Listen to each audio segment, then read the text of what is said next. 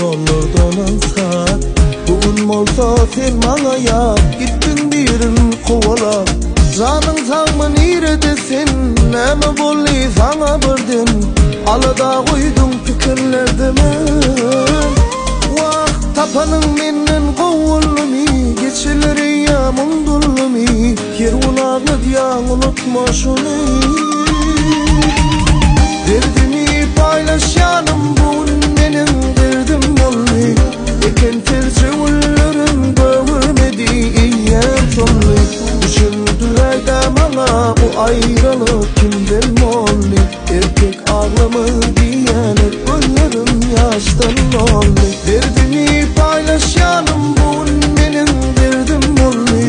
Eken tercihlerim görmedi iyem sonlu. Düşündüler de bana bu ayrılık kimden oldu. Erkek ağlamı diyenek gözlerim yaştan oldu.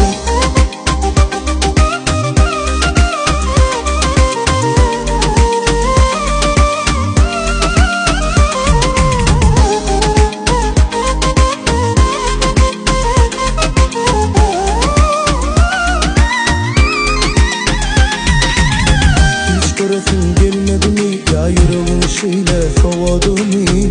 Hani ait diyemem bulmadı mı? Seni şeytan kolladı mı?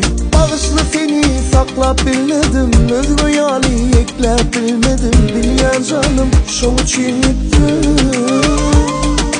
Bu derdi çekmek ağır düştü, sevgin yat yerlere koştu.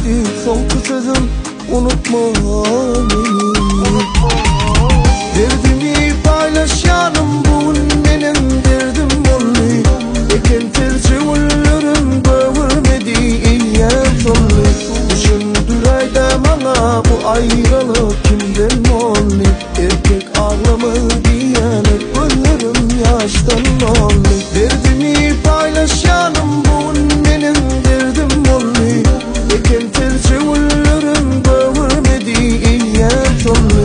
Düşündüler de bana bu ayrılık kimden oldu. Erkek ağlamı diyenek gözlerim yaştan oldu.